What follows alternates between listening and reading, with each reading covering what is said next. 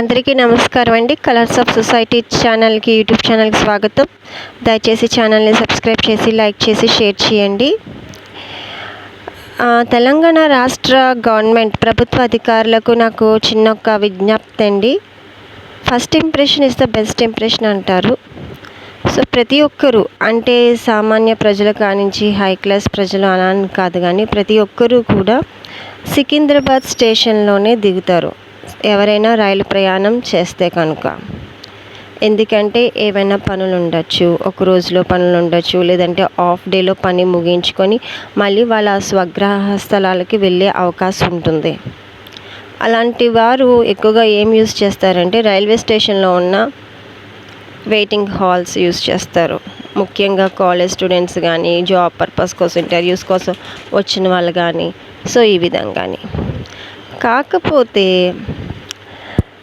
Rest రూమ్సే అంటే washrooms, బాత్రూమ్సే అంటున్నారు, కానీ ఆడవారికి తగిన సౌకర్యం అనేది లేకుండా చేశారు. అంటే బట్టలు పెట్టడానికి హ్యాంగింగ్ లేదు, డోర్స్కి లాక్స్ లేదు, అక్కడ రెస్ట్ రూమ్స్లోని లైట్స్ లేవు. అదేవిధంగా ఈ డోరు అంటే వాష్రూమ్లో గడ ఉంది, అడ్జస్ట్ ఎలాగైనా స్నానం చేసేద్దాం అని వాళ్ళకి ఆ చివరిన గాడి అంటే పెద్ద గ్యాప్ కనిపిస్తుంది. అంటే అవతల వ్యక్తి బయట నుండి ఎవరైనా క్లియర్గా ఈ యువతలు ఎవరైతే స్నానం చేస్తారో వాళ్ళు చూడొచ్చు అన్నమాట. సో ఆ విధంగా ఉంది. సో దయచేసి ప్రభుత్వం అధికారులు స్పందిస్తారని నేను మనస్ఫూర్తిగా కోరుకుంటున్నాను.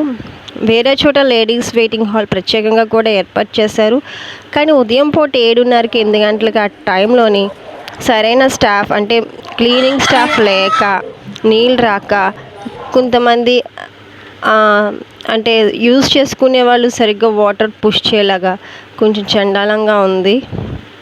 సో తగిన చర్యలు తీసుకుంటారని ప్రభుత్వ అధికారులను మనస్ఫూర్తిగా కోరుకుంటున్నాను. ఇది ప్రతి ఒక్కరి సమస్య అండి. సో అక్కడ సికింద్రాబాద్ స్టేషన్ దగ్గర ఉన్న మార్కెట్స్ కానీ ఇవన్నీ కూడా చాలా సూపర్గా ఉన్నాయి. సో సౌకర్యాలకు ఎటువంటి లోటు అనేది లేదు. కాకపోతే ఈ రైల్వే స్టేషన్లో ఉన్న రెస్ట్ రూమ్స్ మెరుగుపరిస్తే ఇంకా అద్భుతంగా ఉంటుంది. నమస్తే.